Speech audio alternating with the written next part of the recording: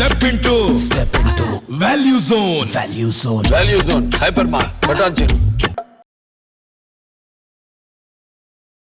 నమస్తే, నేను మీ జాహ్నవి. మనతో ఉన్నారు మన నిట్టెల కిరణ్మయ్య గారు. మాట్లాడేద్దాం. నమస్తే అమ్మా. నమస్కారం జాహ్నవి. అమ్మ, మంగళవారాలు, శుక్రవారాలు స్త్రీలకు ముఖ్యంగా చాలా ప్రత్యేకం అంటారు కదా. ఆ 2 రోజులు బాగుంటే ఆ స్త్రీలు ఇంట్లో ఎప్పుడు లక్ష్మి ఉంటుందని మన పెద్దలు చెప్తూ ఉండేవారు కదా. మరి అసలు ఆ 2 రోజులు ముఖ్యంగా స్త్రీలు ఏం చేయవచ్చు, ఏం చేయకూడదమ్మా? ఏం చేయకూడదో తెలుసుకుంటే అప్పుడు ఏం చేయాలో అర్థమైపోతూ ఉంటుంది. అంతే. ముందు ఏం చేయకూడదు అంటే మంగళవారం రోజు పొద్దున్న ఇల్లు ఊడ్చుకోవడం తప్ప బూజు తొలిపడాలి కానీ నిత్యము ఇల్లు శుభ్రపరచుకోవాలి. తుడుచుకోవడము, దాంతోపాటుగా ఇంటిని ఎప్పుడు కూడా దుమ్ము లేకుండా, మరకలు లేకుండా అందంగా ఉంచుకోవడం, ఫ్లోర్ని అంతటిని కూడా చక్కగా మెరిసేలా ఉంచుకోవడం అనేటువంటి స్త్రీ బాధ్యత. ఎందుకు చాలామంది అడుగుతారు, ఏమో పని మనిషి తుడుస్తుంది, కాస్త 9 అవుతుంది, లేట్ అవుతుంది అంటారు. పొద్దున్నే ఆ పని చేయాలని చెప్తాం. కారణం ఏంటి అంటే ఇల్లు అనేటువంటిది ఎలాంటిది అంటే ఒక శ్రీచక్రం. అందరూ అనుకుంటూ ఉంటారు, అయ్యో మన ఇంట్లో శ్రీచక్రాలు లేవు, అదంతా చేసేవాళ్ళు వేరే ఉంటారు. కాదు. ఏ ఇంట్లోకి అయితే ఇంతకుముందు మనం ఒక వీడియో చేసాం, అసలు గృహప్రవేశం, సొంత ఇల్లు కావచ్చు, అద్దెల్లు కావచ్చు, అసలు ఎలా వెళ్ళాలి ఇంట్లోకి.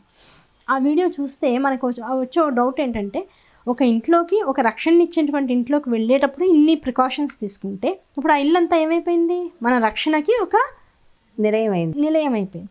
ఆ రక్షణ ఇచ్చేటువంటి నిలయము, ప్రపంచంలో రక్షణ ఎక్కడ దొరుకుతుంది? తల్లి ఒళ్ళోనే దొరుకుతుంది.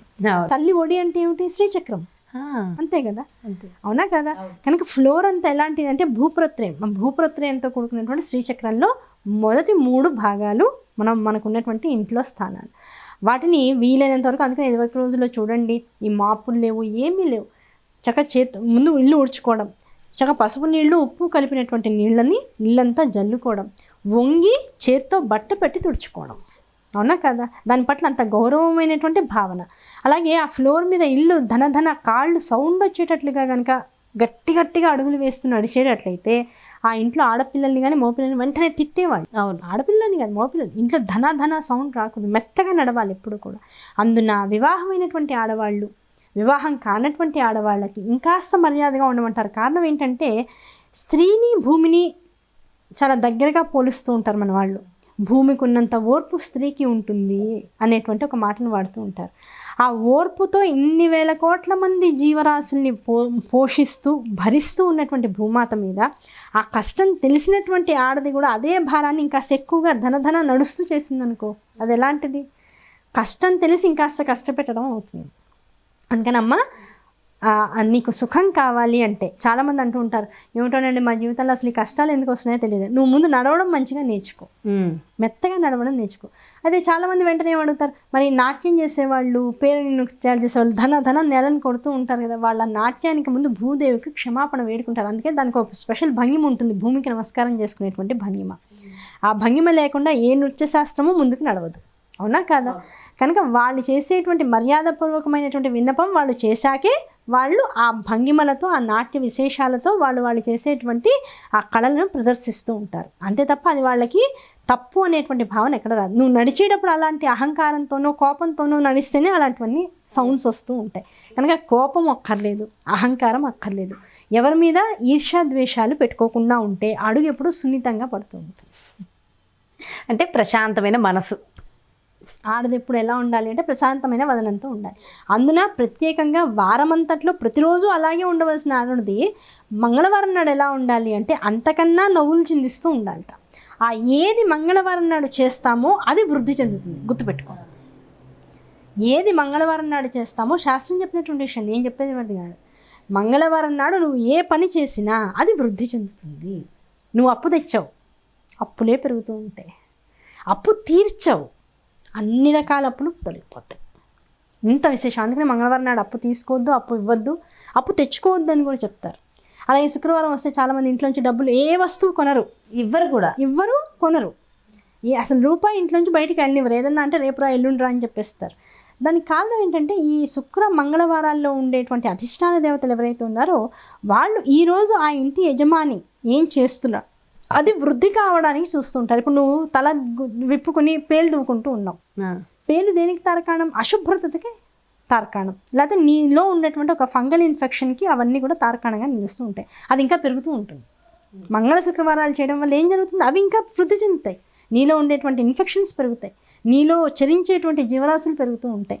నువ్వు శరీరం జీవులకి ఆలవాలం కాకూడదు కదా, నువ్వు ఎప్పుడూ శుచి శుభ్రతలతో ఉండాలి. కనుక ఆ రోజు ఎట్టి పరిస్థితుల్లోనూ జడలు విప్పి జట్ట విరబోసుకుని దాన్ని శుభ్రపరచుకోవడం కానీ రుద్దుకోవడం కానీ, చివరికి కుంకుడుకాయలతోనూ షాంపూతోనూ రుద్దుకుని స్నానం చేసేటువంటి స్థితి కూడా మంగళ శుక్రవారాల్లో పనికిరాదు. అది శుక్రవారం అయితే అధికమైనటువంటి దుఃఖానికి హేతు అవుతుంది తలస్నానం, అదే మంగళవారం అయితే రోగానికి కారణం అవుతుంది. కనుక ఎట్టి పరిస్థితుల్లో తలస్నానం చేయడానికి వీల్లేదు, తల విప్పుకుని జుట్టు విరబోసుకుని ఇంట్లో తిరగడానికి వీల్లేదు. ఈ రెండింటితో పాటు పేలవి దువ్వడానికి ఆ రోజు ఎట్టి పరిస్థితుల్లో ఆస్కారం లేకుండానే చూసుకుంటూ ఉండాలి. దాంతోపాటు గోళ్ళు తీసుకోవడం ఎట్టి పరిస్థితుల్లోనూ శుక్ర మంగళవారాలు ఈ 2 రోజుల్లోనూ గోళ్ళు తీయడానికి, శరీరాన్ని అతిరిక్తంగా ఉన్నటువంటి భాగాల్ని తీసి అవతల పడేయడానికి అవకాశం లేదు. చాలామంది అంటూ ఉంటారు, మా ఇంట్లో పెద్దవాళ్ళు అంటూ ఉండేవాళ్ళు, గోళ్ళు తీస్తుంటే వేళ్ళు కూడా ఈడ్చుకుపోతాయి, అంటే కుష్టు వ్యాధి లాంటివి వస్తాయి అని చెప్పడం. ఇది మంగళవారం రోజు చేస్తే అటువంటి నికృష్టమైనటువంటి రోగాలు వస్తాయి అని. అంటే ఎందుకు దీనికి శాస్త్రీయత ఏమిటమ్మా? శాస్త్రీయత ఏం లేదు, ఆ మంగళకరుడైనటువంటి ఆ కుజ బుధ గ్రహాలు ఏవైతే ఉంటాయో, రాహు గ్రహాలు, ఇవన్నీ కూడా ఈ మంగళ శుక్రవారాలని ఆధారంగా చేసుకుని ఉంటాయి. అధిష్టాన దేవతలు అంటూ ఉంటారు. వాళ్ళు ఈ శరీరాన్ని పోషిస్తూ ఉంటారు. ఆ రోజుల్లో పోషించేటువంటి వాడు ముందు ఎదురకుండానే వాడి శరీరాన్ని మనం కట్ చేసి పడేస్తున్నాం అనుకో, ఓకే తథాస్తు అంటాడు, అంతే, ఒకటే మాట. శరీరం అలాగే ఈడ్చుకుపోతూ ఉంటుంది. ఆ ఈడ్చుకుపోయేటువంటి రోగమే కుష్ఠరోగం అని చెప్తూ ఉంటారు పెద్దవాళ్ళు. కనుక ఎట్టి పరిస్థితుల్లో గోళ్ళు తీయడానికి కానీ, జుట్టు కట్ చేయడానికి కానీ, అలాగే చాలామంది ఆ రోజుల్లో ఈ శరీర సౌందర్యానికి సంబంధించినటువంటి రకరకాల పెడిక్యూర్లని, మెడిక్యూర్లని, ఫేషియల్స్ అని అది కూడా చేయించుకోవడానికి వీలేదు. శరీరంలోంచి వీలైనంత వరకు ఏది వెళ్ళకూడదు. అందుకనే మా పెద్దవాళ్ళు స్నానాలు చేసేటప్పుడు ఏం చేసేవాళ్ళు అంటే, మంగళ శుక్రవారాల్లో ఎంత పుణ్యస్త్రీలు కావచ్చు, పూర్వ సువాసినులు కావచ్చు, మగవాళ్ళు కావచ్చు, ఆడవాళ్ళు కావచ్చు, ఆ రోజు శరీరానికి నూనె పెట్టి నల్చని కూడా నల్చరు. మంగళవారం రోజు, శుక్రవారం రోజు కూడా, శుక్రవారం కూడా చేయకూడదు. ఆ మిగతా రోజుల్లో చేసి ఆ రోజు కేవలం దిశగా స్నానం చేస్తూ ఉండేవాళ్ళు. శరీరాన్ని కేవలం చేత్తో రుద్దుకుని దిశగా స్నానం చేసేస్తూ ఉండేవాళ్ళు. అలా చేయడం అనేటువంటిది ఉత్తమమైనటువంటి మార్గం.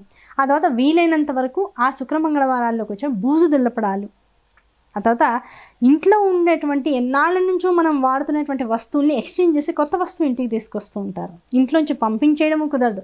అసలు మనం ఇంకా ఇలా మాట్లాడుకుంటున్నాం జాహ్నవి, వైజాగ్, ఆ తర్వాత ఇంకా లోపలికి ఉండేటువంటి ఆ వైజాగ్ సంబంధితమైనటువంటి ప్రాంతాలు ఏవైతే ఉన్నాయో వాటన్నింటిలో అసలు శుక్రవారం మంగళవారం రోజున అసలు ఇంట్లో వస్తువు చెత్తను కూడా బయటికి పంపించరు వాళ్ళు.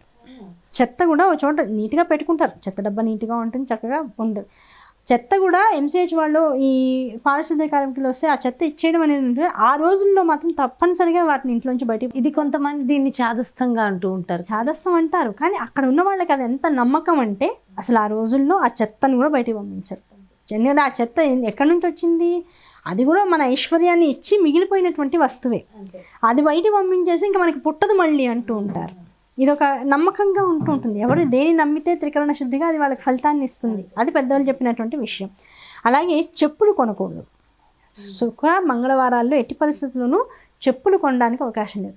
తోలుకి సంబంధించి బెల్టులు కానీ, లెదర్ బ్యాగ్స్, ఈ రోజుల్లో ఎక్కువ ఆ రకమైనటువంటి వస్తువులు సేల్స్ ఎక్కువ ఉన్నాయి. లెదర్తో చేసినటువంటి బ్యాగ్స్ కానీ, చెప్పులు కానీ, బెల్ట్లు కానీ, ఇంకా రకరకాలైనటువంటి జర్కిన్స్, ఇలాంటి షాపింగ్స్ అంటే వీలైనంత వరకు షాపింగ్స్ అవాయిడ్ చేస్తే బెటర్. మంగళ శుక్రవారం ఏం కొంటామో మనకు తెలియదు. కనీసం ఈ మధ్యకాలంలో మనం కాస్త కాస్ట్ పెట్టగలిగితే ఫోన్ల వెనకాల ఉండేటువంటి లెదర్ ఇది కేసెస్ కూడా వస్తుంది. కనుక ఏం కొంటే ఏమవుతుంది అనే విషయాన్ని పక్కన పెడితే వీలైనంత వరకు శుక్ర మంగళవారాలు షాపింగ్ చేయకుండా ఉంటే మంచిది. వాటికి కూడా డబ్బులే కదా ఖర్చు పెట్టేది. ఆ తర్వాత ఇంట్లో దూషణ భూషణాలు అంటే ఒకళ్ళనొకళ్ళు తిట్టుకోవడం, అరుచుకోవడం, అమంగళకరమైనటువంటి వాక్కులు నోట్లోంచి రావడం, దాంతోపాటుగా పెద్ద పెట్టిన ఏడుస్తూ ఉండడం, ఆవలిస్తూ సౌండ్ చేస్తూ ఉండడం, ఇవన్నీ కూడా అసలే అవన్నీ అలక్ష్మీతత్వాలు. అందున లక్ష్మికి చాలా చైతన్యంగా ఉండేటువంటి ఈ మంగళ శుక్రవారాల రోజుల్లో ఎట్టి పరిస్థితుల్లోనూ ఆ పని చేయడానికి అవకాశం లేదు. అలాగే పిల్లల్ని కొట్టడం కానీ, చీపుని కాలుతో తన్నడం కానీ, చీపుని ఎత్తి పడేయడం కానీ, అలాగే పాత చీపుళ్ళని ఇంట్లోంచి పంపించేయడం కానీ, బయటికి తీసేసేయడం కానీ, ఇలాంటివి ఏవి కూడా ఇంకా కాస్త నిష్ణాతులైనటువంటి వాళ్ళు, శాస్త్రాన్ని బాగా చదువుకున్న వాళ్ళైతే ఈ రోజుల్లో ఇల్లు కూడా అంటే మరోలా అనుకోవద్దు, అందరికీ తెలియాలని చెప్తున్నా. అంటే ఇందులో ఉన్న విశేషం తెలియాలి అందరికీ. ఇల్లు ఊడ్చేటప్పుడు కూడా చీపిరి వాడరు ఈ 2 రోజులు, గుడ్డతో ఇల్లు తుడుచుకుంటారు. ఎందుకంటే ఆ చీపిరి ఊడ్చేటప్పుడు ఒక చీపిరి ముక్క విరిగిపోయినా, కొబ్బరి చీపురుతో ఇల్లు కడిగేటప్పుడు చెత్త తీసేటప్పుడు ముళ్ళు విరిగిపోయినా, అంటే చీపిరి దాన్ని కూడా ఇలా వంచరు, అది లక్ష్మీదేవి స్వరూపం అని. ఆ చీపిరి నుంచి ఒక పుల్ల విరిగిపోయినా వాళ్ళకి అది అశుభమే అనుకుంటారు. కనుక ఆ చీపులను వాడరు ఆ రోజు. వాడకుండా వాటిని పక్కన పెట్టేసి గుడ్డతో ఇల్లంతా తుడుచుకుంటారు. అట్లా చేసే వాళ్ళు కూడా ఉన్నారు. ఇలా ఆలోచిస్తే ఏది ఇంకొక వస్తువు నుంచి దూరం చేస్తుందో, ఏది ఒక వస్తువుకి అటాచ్ అవుతుందో, ఈ పనులేవి వీలైనంత వరకు మనం మంగళ శుక్రవారాలు చేయకుండా ఉంటే మంచిది. నిజంగా అస్సలు చెప్తుంటే తెలుసో తెలియక ఎన్ని చేసేసి ఉంటాం కదా. చివరికి గడియారాలు కూడా లెదర్తో వస్తూ ఉంటాయి. అవునవును. ఏది కొనడానికి వీళ్ళు అందుకే చెప్పేశారు. నార్మల్ డేస్లో అయితే కొనుక్కోవచ్చు. మంగళ శుక్రవారాలు వీలైనంత వరకు మనం ఆపేసేస్తే మంచిది. చాలా చాలా చాలా అద్భుతంగా చెప్పారు మా, నిజంగా థ్యాంక్ యూ సో మచ్. నమస్తే అమ్మా. Thank you. చూసారు కదండి, తెలిసి తెలియక అసలు ఎన్ని చేసేస్తున్నాం కదా. మంగళ శుక్రవారాల్లో వాటి విశిష్టత ఏమిటి, అసలు ఎందుకు ఈ పనులు చేయకూడదో కూడా చక్కగా ఎక్స్ప్లెయిన్ చేశారు కదా. సో ఇప్పటి నుంచైనా చాలా జాగ్రత్తగా ఉంటూ అంటే జీవితాన్ని ఆనందంగా అద్భుతంగా గడిపేద్దాం. మరో చక్కటి కార్యక్రమంతో మళ్ళీ మీ ముందుకు వచ్చేస్తాను. నమస్కారం.